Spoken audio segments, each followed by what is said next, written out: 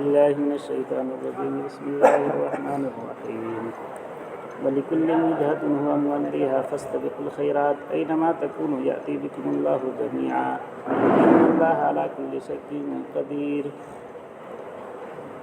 پیچھے بات آئی تھی تحویل قبلہ کے بارے میں۔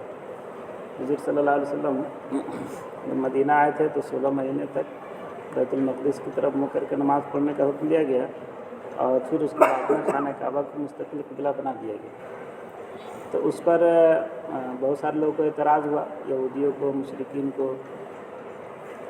تو اللہ تعالیٰ کہہ رہے ہیں کہ اس اعتراض پر آپ کو دھیان نہیں دینا ہے، اللہ نے جیسا حکم دیا ویسا آپ کو کرنا ہے۔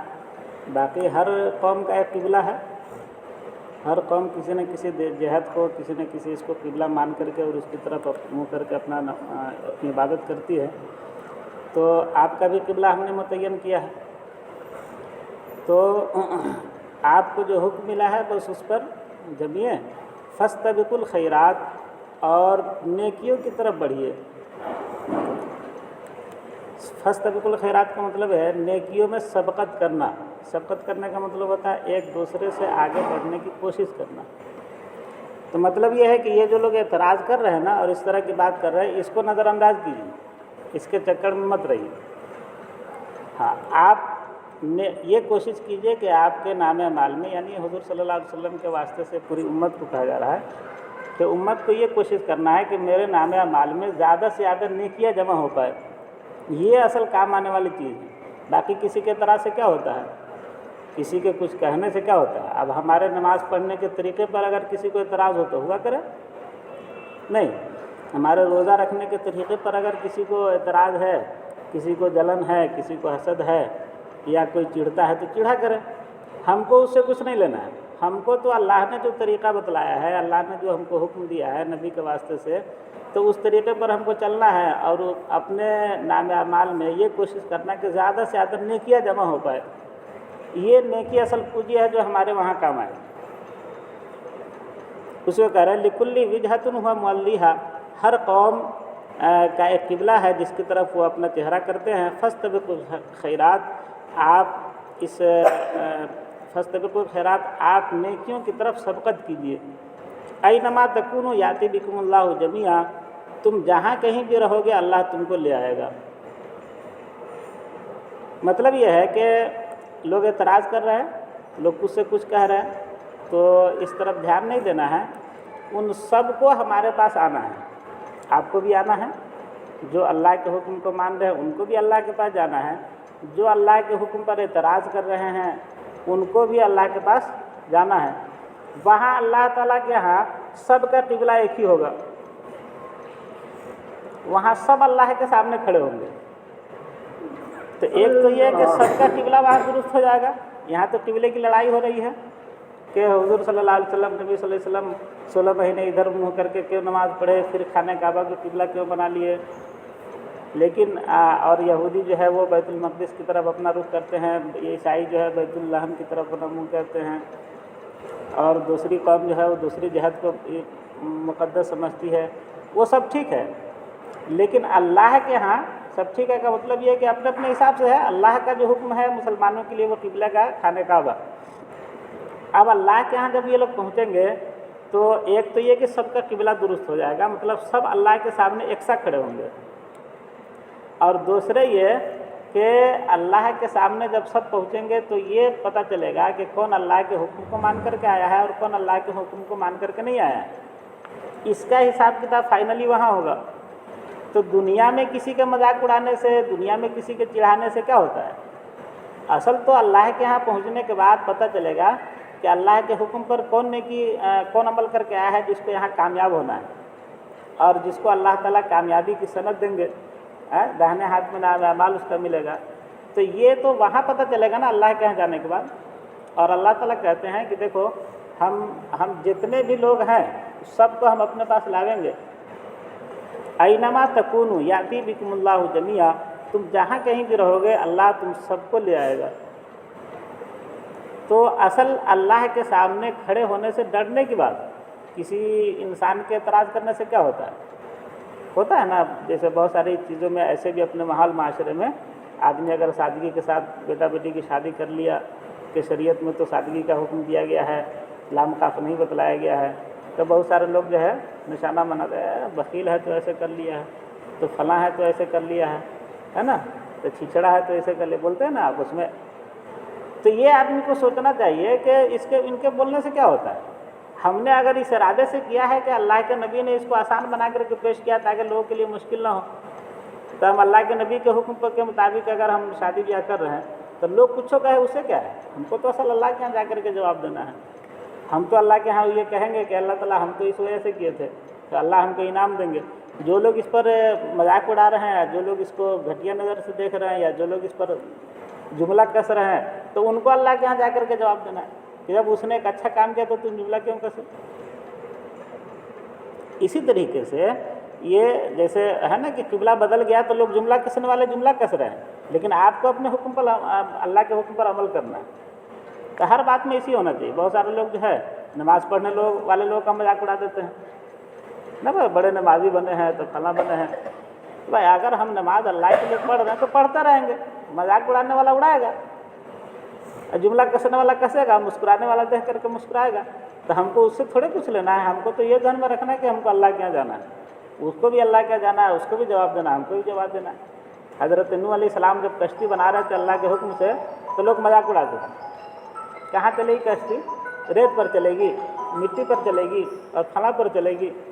हज़रत नूह अलैहिस्सलाम कहते थे कि वक्त बतलाएगा कहाँ चलेगी, और वक्त बतलाया कि कश्ती कहाँ चली। इन्नल्लाह अला कुल्लि शैइन कदीर, बेशक अल्लाह ताला हर चीज़ के ऊपर कुदरत रखने वाला है। किसी को ये शुक शुबा ना हो कि इतनी बड़ी कायनात और इसमें इतने सारे लोग, अरबों खरबों, जिसकी गिनती भी हम आपको नहीं कर सकते हैं, तो इतने लोग को अल्लाह ताला जमा करेंगे। अल्लाह ताला इस शुबहा को दूर करने के लिए कह रहे हैं इन्नल्लाह अला कुल्लि शैइन कदीर, बेशक अल्लाह ताला हर चीज़ पर कुदरत रखता है। इंसानों को जमा करना अल्लाह के लिए क्या मुश्किल है। वमिन हैथु खरजत फवल्ली वजहक शत्रल मस्जिदिल हराम, आप जहाँ भी सफ़र में निकले तो अपने चेहरे को मस्जिद हराम यानी खाना काबा की तरफ कर लें। व इन्नहु लल हक़्क़ु मिर रब्बिक, और ये हुक्म बिल्कुल हक़ है आपके रब की जानिब से, यानी इसमें किसी शक शुबा की गुंजाइश नहीं। वमल्लाहु बिगाफिलिन अम्मा तामलून, अल्लाह ताला तुम्हारे अमाल से बेखबर नहीं है, गाफिल नहीं है। वमिन हैथु खरजत फवल्ली वजहक शत्रल मस्जिदिल हराम, और आप जहाँ कहीं भी रहे अपने चेहरे को मस्जिद हराम की तरफ कर लें, यानी आपका किबला मुतय्यन है।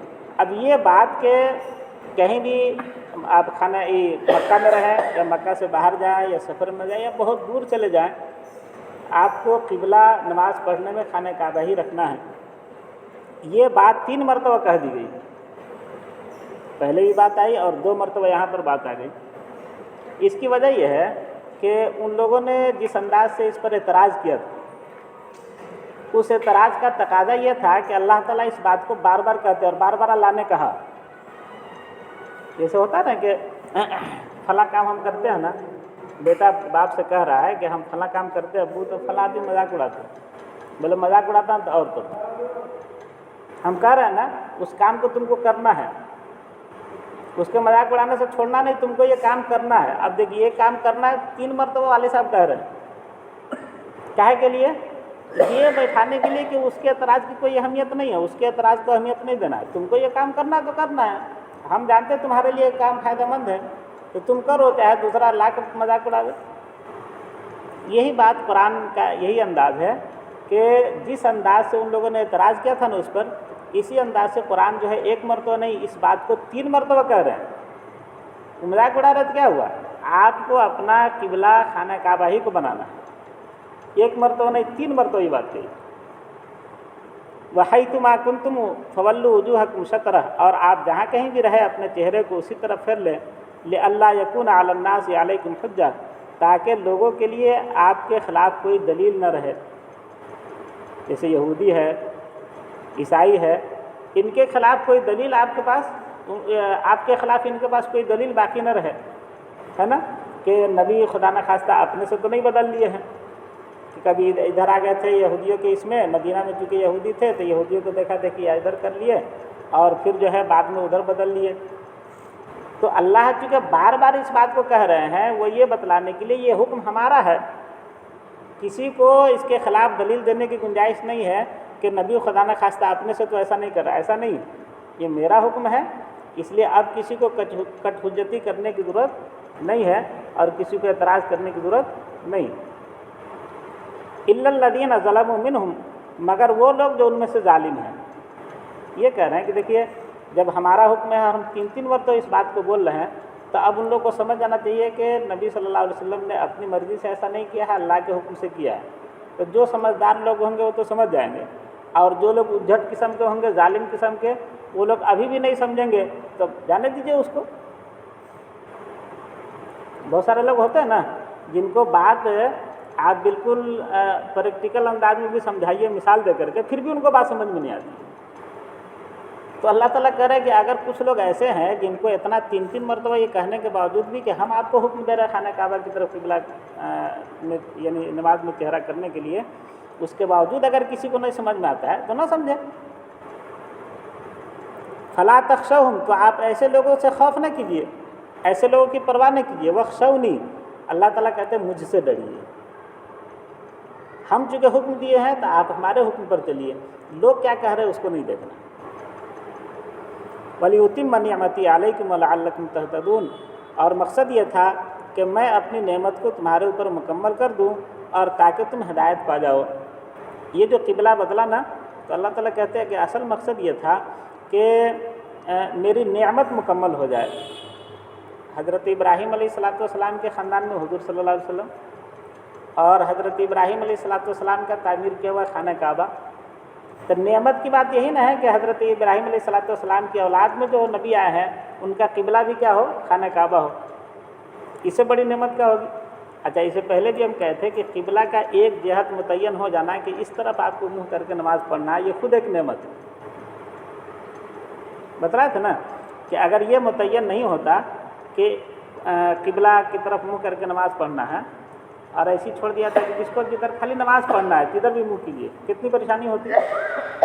ایک آدمی کا جی چاہتا ہے کہ ہم ادھر منہ کر کے نماز پڑھے، ایک آدمی کا جی چاہتا ہے ہم ادھر منہ کر کے نماز پڑھے، ایک آدمی کا جی چاہتا ہے نہیں ہم ایسے کر کے نماز پڑھیں گے، تب کتنی پریشانی ہوتی۔ کوئی کسی کے پیٹھ پر سجدہ کر رہا ہے تو کوئی کسی کے پیر سے ٹکرا رہا ہے تو کوئی کسی سے ٹکرا رہا ہے۔ تو یہ ایک قبلہ کا متعین ہونا یہ نعمت نہیں ہے، یہ بھی اللہ تعالیٰ کی ایک نعمت۔ تو اللہ تعالیٰ نے کہا کہ جس طریقے سے ہم نے بہت ساری نعمتیں دیا ہے تو یہ نعمت بھی دے کر کے ہم چاہ رہے تھے کہ ہم نعمت مکمل کر دیں۔ وَلَعَلَّكُمْ تَهْتَدُونَ، اور تاکہ تم ہدایت پا جاؤ۔ اس سے پہلے ہی بات آئی کہ قبلہ کو پہلے تو خانہ کعبہ ہی قبلہ تھا، پھر بدل کے بیت المقدس کیا گیا اور پھر بدل کے خانہ کعبہ کیا گیا۔ تو یہ مقصد تھا کہ کون ایمان والا آدمی ہے، کون اصل اللہ کے حکم پر چلنے والا ہے اور کون اپنی مرضی بگاڑنے والا ہے۔ جو اللہ کے حکم پر چلنے والا ہوگا وہ کہے گا کہ اللہ نے ایسا حکم دیا تو ہم نے ایسا کر لیا، ادھر بدلنے کے لیے کہا تو ادھر بدل لیا، ہم کو تو اصل اللہ کا حکم ماننا ہے، کوئی جہت تھوڑے ماننا ہے، پورب پچھم اتر دکھن میں تھوڑا کچھ لگا ہوا ہے، ہم کو تو اللہ کا حکم ماننا، اللہ نے حکم دیا ادھر دیا ادھر ہم کر لیے۔ آج جو لوگ گمراہ ہوں گے وہ کہیں گے کہ کیا بات ہوئی، کبھی ادھر منہ کبھی ادھر منہ، تو اللہ کے حکم سے مکر جائیں گے تو یہ ہدایت نہیں پا پائیں گے۔ تو یہ مقصد تھا کہ تمہارے اصل ایمان کا امتحان ہو جائے کہ اللہ کے حکم پر کون چلنے والا ہے اور اپنی مرضی کو کون چلانے والا ہے۔ کما ارسلنا فیکم رسولا منکم یتلو علیکم آیاتنا ویزکیکم ویعلمکم الکتاب والحکمہ ویعلمکم ما لم تکونوا تعلمون۔ کہتے ہیں کہ جیسے یہ قبلہ کا بدلنا ایک اللہ کی نعمت ہے، اسی طریقے سے ایک نعمت ہم نے یہ بھیجا امت کے لیے، کما ارسلنا فیکم رسولا منکم، جیسا کہ ہم نے تم ہی میں سے ایک رسول بھیجا۔ یہ اللہ کی بہت بڑی نعمت، اللہ کا رسول بھیجنا یہ بتلانے کے لیے کہ اس راستے پر آپ چلیں گے تو جنت پہ پہنچ جائیں گے اور اس راستے پر چلیں گے تو آپ جہنم میں پہنچ جائیں گے۔ کتنی بڑی نعمت ہے۔ ایک آدمی اندھا ہے، اس کو نظر نہیں آتا، وہ آدمی جا رہا ہے، اس کو پتہ نہیں ہے کہ آگے جو ہے وہ کنواں ہے اور کتنا گہرا ہے، اس کنویں میں سانپ بچھو ہے یا اس کنویں کے اندر آگ بھرا ہوا ہے، وہ آدمی چلا جا رہا ہے۔ एक दूसरा आँख वाला आदमी आ करके उसके हाथ को पकड़ करके इधर मत जाइए, थोड़ा सा इधर से होकर जाइए, नहीं तो गिर जाइए। तो अंधे आदमी के लिए ये आँख वाला आदमी नेमत है ना, नेमत हुआ कि नहीं हुआ? अगर नहीं बचाता तो कहाँ गिरता वो?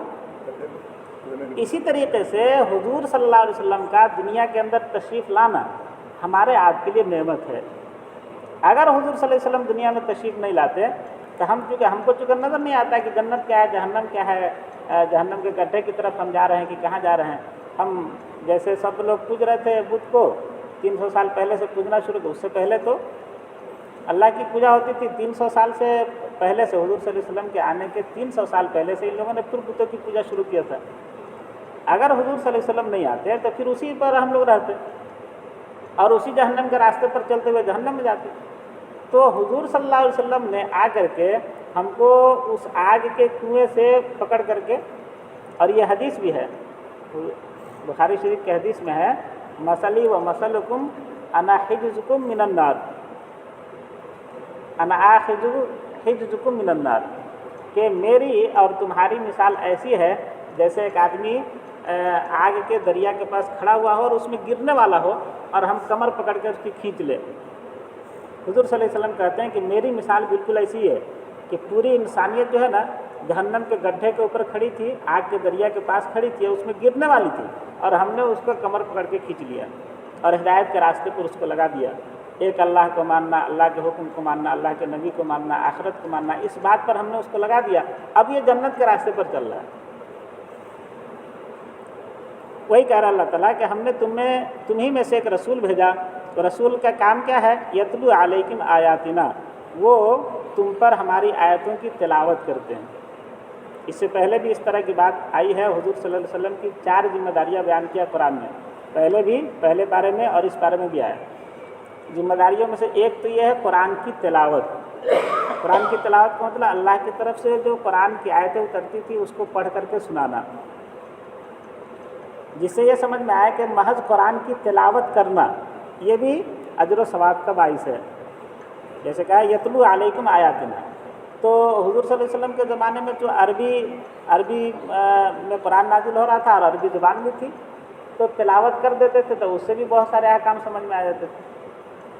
लेकिन इसका मतलब ये नहीं है कि बगैर समझे हुए पढ़ने से, यानी कुरान को अगर कोई बगैर समझे हुए तिलावत करता है तो उससे सवाब नहीं मिलेगा, ऐसा नहीं।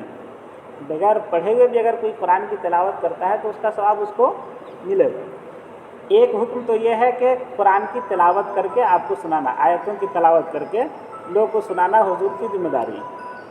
दूसरा वयुज़क्कीकुम, और तुम्हारा तज़किया करते हैं। तज़किया का मतलब ये होता है कि इंसान को अल्लाह के हुक्म पर अमल करना। अब उस हुक्म में जो है ना बहुत सारा ऐसा हुक्म है जो अंदरूनी कैफियत से ताल्लुक़ रखता है। मिसाल के तौर पर दिल के अंदर घमंड होना, किसी से जलन होना, किसी से कीना का होना, या दिल के अंदर इस तरह का जज्बा पैदा होना कि हम किसी की नहीं मानेंगे, तो ये सब अंदरूनी चीज़ होती है। कीना है, कपट है, हसद है, जलन है, बुख्ल है। तो इस सब से भी नबी का फरीज़ा है कि इस सब से भी इंसान को पाक करे। यानी ये हुक्म भी कुरान का है, हदीस का है कि आदमी दूसरे के दिल में किसी की जानिब से हसद न रखे, किसी से कीना न रखे, अपने दिल में घमंड न रखे। ये ध्यान में रखे कि अल्लाह ताला ने हमको किस चीज़ से पैदा किया, हमको मरने के बाद फिर क्या हो जाना है, हमारी हैसियत क्या है। इसको बोलते हैं तज़किया।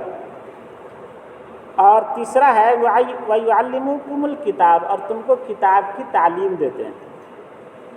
किताब की तालीम से मुराद यही कुरान की तालीम। जाहिर सी बात है हुजूर सल्लल्लाहु अलैहि वसल्लम पर नाजिल होने वाले के तो किताब ही थी एक, कौन? कुरान। उसके अलावा तो कोई किताब हुजूर पर नाजिल नहीं हुई।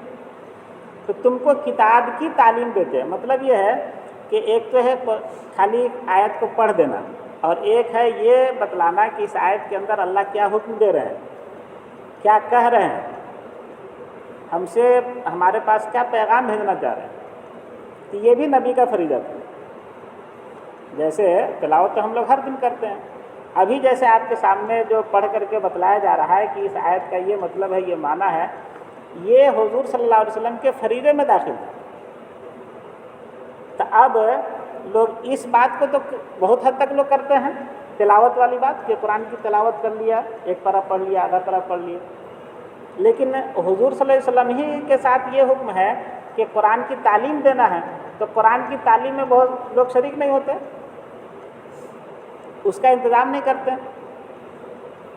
कुरान की तालीम, जैसे कुरान में क्या लिखा, अच्छा हुजूर सल्लल्लाहु अलैहि वसल्लम से उस वक्त कहा जा रहा है जब अरब में कुरान नाज़िल हो रहा है, उन लोग की अरबी ज़ुबान है, अरबी ज़ुबान थी तो कुरान की बहुत सारी बातें तो उनको ऐसे समझ में आई थी, लेकिन उसके बावजूद नबी को उनको सिखाना पड़ता था कि इस आयत में अल्लाह ने ये हुक्म दिया है। इससे ये बात समझ में आई कि आदमी को अपने से अगर तर्जमा देखना चाहे ना तो उसको सब बात नहीं समझ में आ सकती है, जो किसी माहिर जो अरबी के हर जुज़िये से वाकिफ़ हो और उसके हर कवायद से वाकिफ़ हो, जब तक ये बात नहीं होगी वो कुरान को अच्छी तरीके से नहीं समझ सकता है। अगर ये बात रहती तो फिर हुजूर सल्लल्लाहु अलैहि वसल्लम के ज़िम्मे खाली ये रहता कि कुरान पढ़ के सुना देना, क्योंकि अरबी तो सब जानते ही सब समझ जाएंगे। लेकिन हुजूर से कहा गया कि नहीं, आपको कुरान की तिलावत भी करना है और ये भी पढ़ करके बतलाना है कि इस आयत के अंदर अल्लाह ताला कौन सा हुक्म दे रहे हैं, ये समझाना भी है।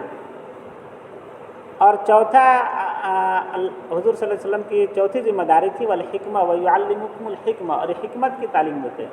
हिकमत की तालीम में जितनी भी हुजूर सल्लल्लाहु अलैहि वसल्लम की ज़ुबान मुबारक से निकली हुई अहादीस है वो सब हिकमत के ज़िम्मे में आ जाती है। व युअल्लिमुकुम मा लम तकुनु तालमून, और तुमको सिखाते हैं वो बातें जिसको तुम नहीं जानते। अब जाहिर सी बात है कि जन्नत जहन्नम के बारे में हम नहीं जानते थे, हुजूर सल्लल्लाहु अलैहि वसल्लम ने हमको आकर के बतलाया।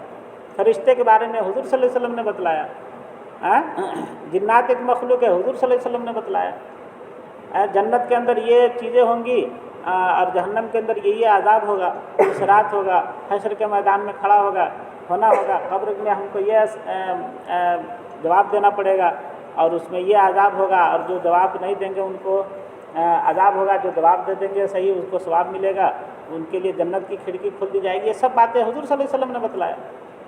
उसी को कह रहे व युअल्लिमुकुम मा लम तकुनु तालमून, और तुमको सिखाते हैं वो बातें जिसको तुम नहीं जानते। फ़ज़कुरूनी